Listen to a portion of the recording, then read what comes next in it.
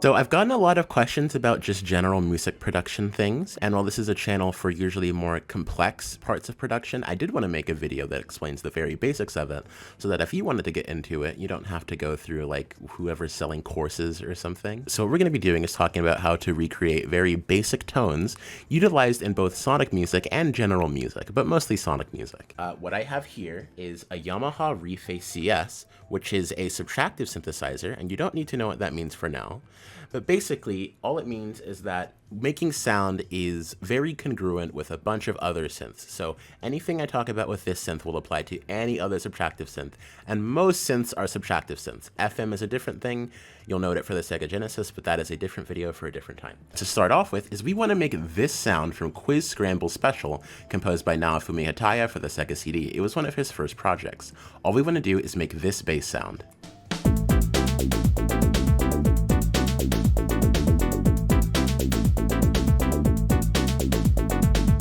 So what we're going to have to do is we're going to have to find a way to make our Reface CS sound like that song.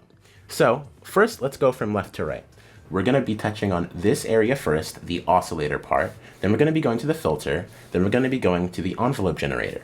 So when it comes to subtractive synthesis, there are usually 3, 4, or 5 basic sounds that come with every sort of synth. So we have a sine wave. We have a saw wave. And we have a square wave. So what we're going to do is we're going to start with a saw wave, because sawtooth waves have a lot of harmonics, which means there's a lot that can be filtered out later, and I'll explain what that means shortly.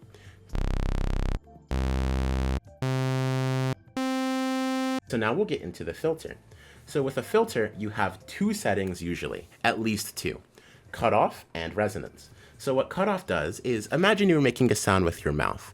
When you make a sound with your mouth, you can control the type of sound that you make by controlling how open your mouth is when you make the tone. So for example, if I go, ow, you intuitively know that the difference between the start of that sound and the end of that sound is the opening of my mouth when I was making the sound as it comes out of my vocal cords. That's kind of what a filter does. What the cutoff does is it controls how open the synth's mouth is, let's say. So we can have the cutoff all the way up, which is called being open, or we can have the filter all the way down, which is called being closed. So now that we know what changing the cutoff does, let's try moving it in real time.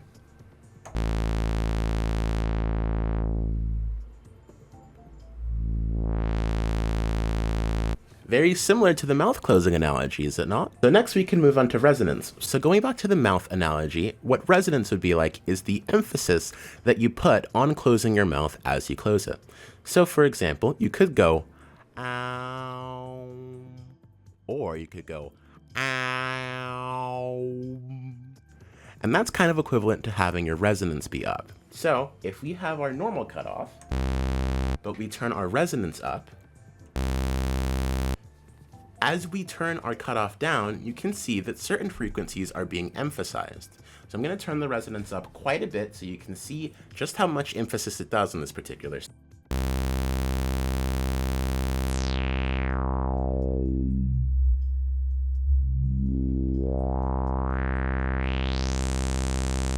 So as you can see, as we move around that cutoff slider, the emphasis frequency that the resonance filter is accentuating is changing. If we turn the resonance all the way up, and this is going to be a bit loud, we can see that filter even more clearly.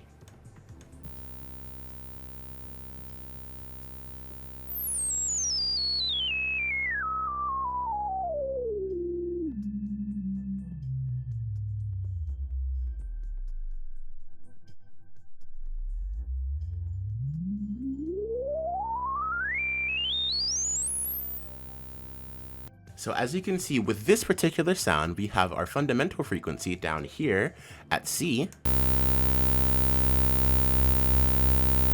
and we have our accentuated frequency up here around 20K, and a filter that can go so high that the resonant frequency sounds like another oscillator entirely is called a self-oscillating filter. So if we go down with our cutoff to the point where it is a musical tone in relation to our fundamental frequency, let's say an octave,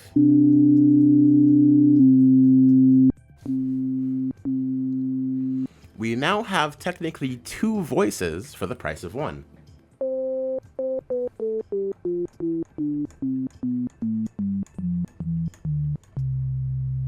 That's the power of a filter. Now, let's change both of these things back to their default settings with the cutoff all the way up and the resonance all the way down. And now we can touch on envelope generators. So what envelope generators do is that they change the volume or the filter over time without you having to do it yourself. So if we do it ourselves, you can see when we're playing a bunch of notes, we don't want to be having to use our other hand to control the cutoff all the time. We might want it to be automated. So that's the point of an envelope generator. It does things to the volume or the filter over time without you having to do it manually. So it has usually at least 3 settings, but for this synth it has 4, and a lot of synths do have 4. We have attack, decay, sustain, and release. So what attack does is it changes the time until your sound gets to its peak level. So if we have our C here, but we don't want it to be instantly audible, we can change the attack to go up over time.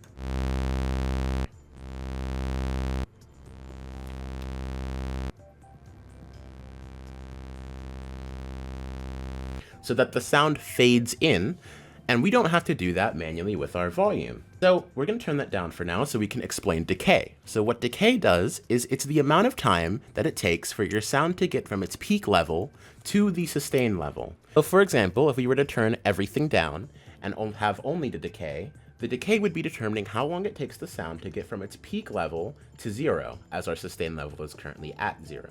So if we turn up our decay, you can see at first, it just kind of sounds like it did before. There was no difference between them, because our decay is so long that it's essentially just like having the sustain level at 100 the whole time. But as we turn our decay time down,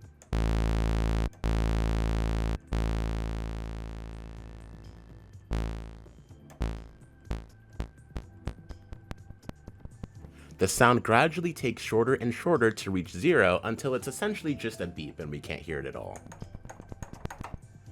So you can use that in conjunction with your sustain level to get a certain type of envelope.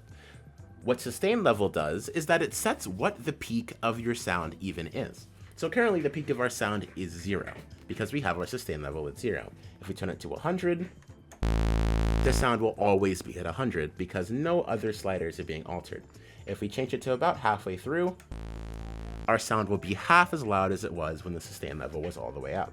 If we make it 0, we can't hear anything at all. So you can use this in conjunction with your decay slider in order to make it so that a sound will jump up really fast and then gradually go down to the sustain level that you set. So for example, the sound starts off really high and then gradually goes down to our sustain level around 10 or 15%. But if we have our sustain level at something other than 0, it will not go to 0, it'll stay at that 10 or 15% like this. So it'll go up, then it'll go down, but instead of hitting 0, it'll just hit the sustain level and level out. And it will be like that as long as your sustain level is anything but 0. Finally, we have release. What release does is that it makes it so that your sound will continue to trail off even if you're not playing the note. And this is useful for a lot of sounds like piano type things or pads, anything that's supposed to linger after you initially play the note. So if we have our sustain level up and we turn our release time up,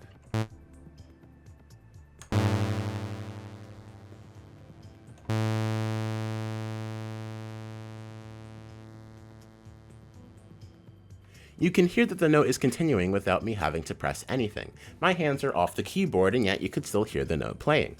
So that's what these 4 things do. Attack determines how long it takes for your sound to get to its peak. Decay determines how long it takes for your sound to get from its peak to its sustain. Sustain level determines what the peak of your sound will be. Release determines how long it takes to get from that peak to 0. The reason why these 3 are measured in time and this one is measured in absolute level is because these 3 things are relative. Attack determines how long it takes to get from the initial 0 point to the decay level. Decay determines how long it takes to get to the sustain level, but sustain does not determine how long it takes to get to anything. Sustain is always absolute.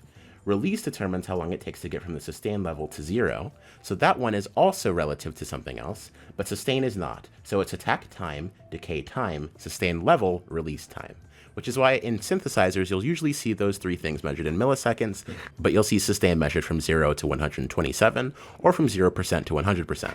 So we know everything there is to know about these three things, except we need to make the sound still. This sound in particular.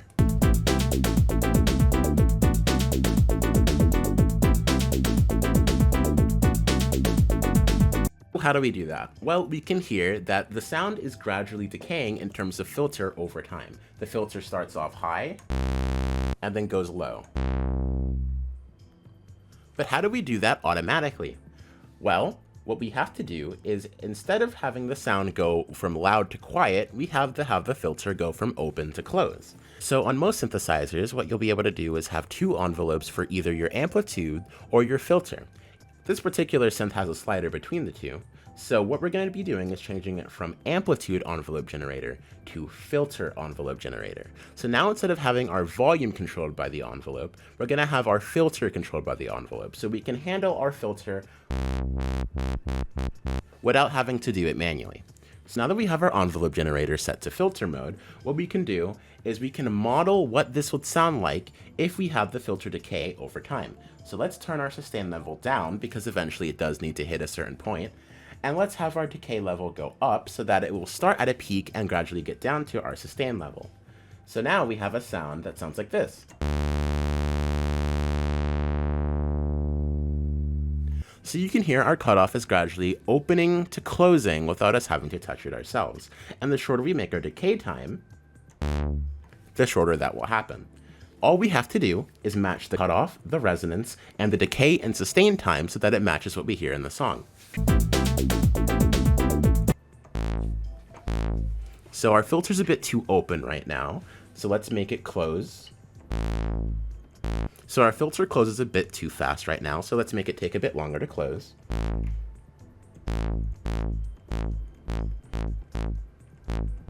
And we can change our cutoff, so we can change what the maximum point of our filter will be. And I think we need a bit of resonance so that we can get that emphasis frequency that I was talking about earlier. And now we just fiddle with these until we get it to match the original song.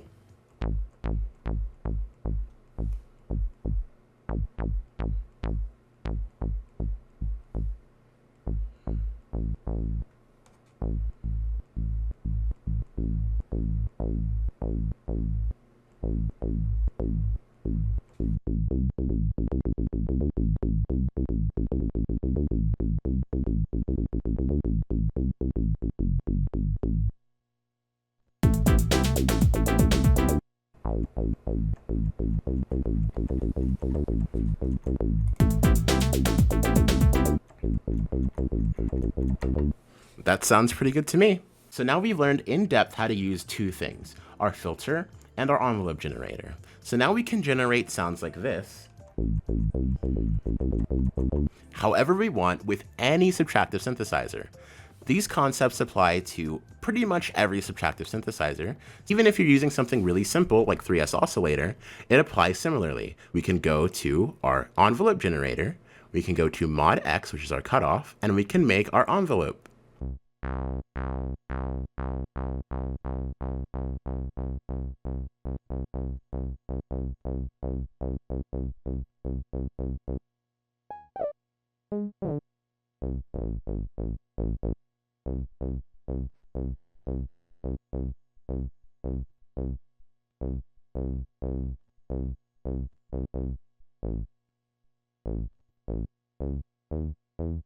We've made our own resonant bass from scratch, and we can make sounds like these however much we want. Now that we've done that, we need to change one more thing.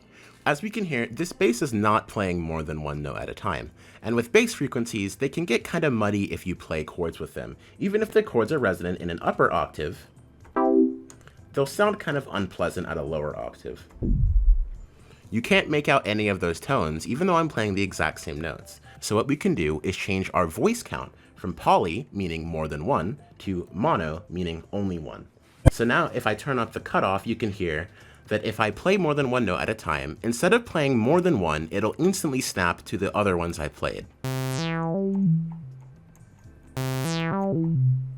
So now we are physically unable to play more than one note at a time, though we are still allowed to link notes into each other and change notes as we play. We can be as imprecise as we want when it comes to linking notes into each other, because they cannot play at the same time.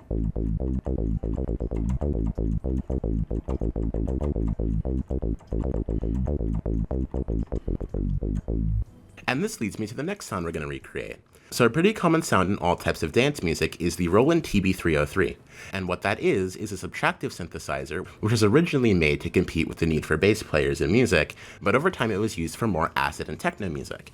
And that is perfect to describe the type of music in Sonic Riders.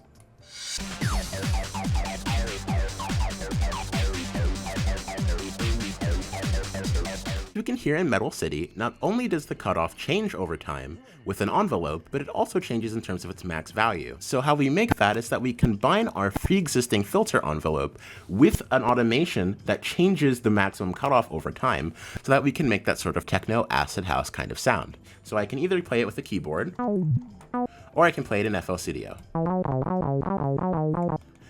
And what that'll do is that it'll let us change what notes we're playing automatically using a computer.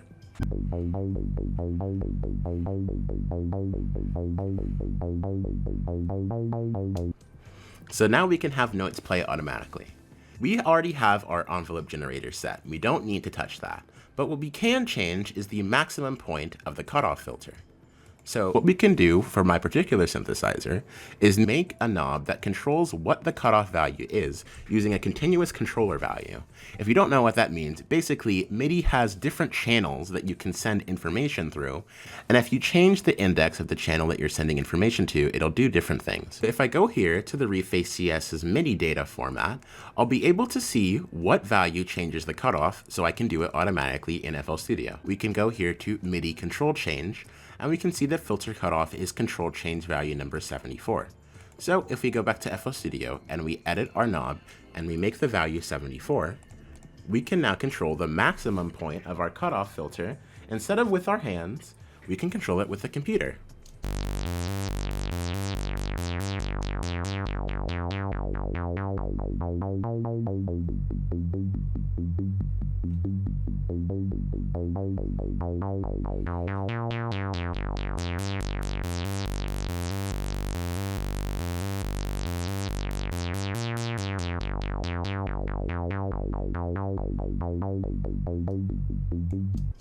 In order to match the song, what we're going to be doing is first we have to sequence what was in the original song. I'll do that real quick.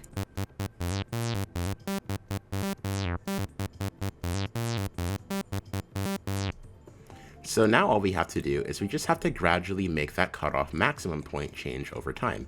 And how you can do that in FL Studio is by selecting the period of time that you want the cutoff filter to change, right-clicking on the value that changes your cutoff maximum, and hit Create Automation Clip.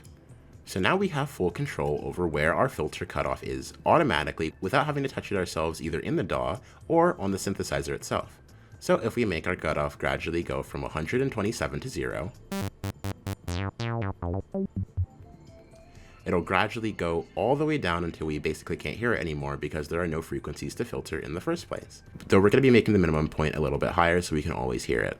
What we can do is we can change these values over time.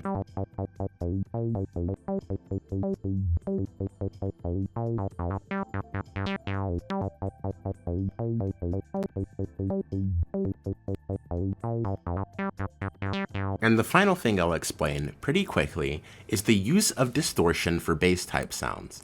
So usually bass type sounds are focused a lot on the fundamental frequency, also known as the note you're actually playing. But you can add harmonics to sounds that usually don't have harmonics by using distortion. So if we go over to this Effects tab and we change it to distortion, we can hear that the sound will gradually get crunchier as we increase the depth and the rate.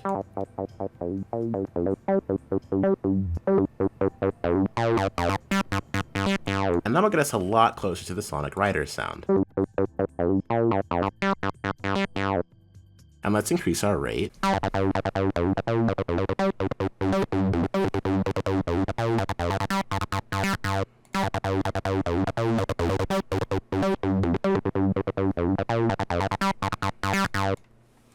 So now you know about how to make simple bass sounds, and we're going to be covering more of these in subsequent episodes.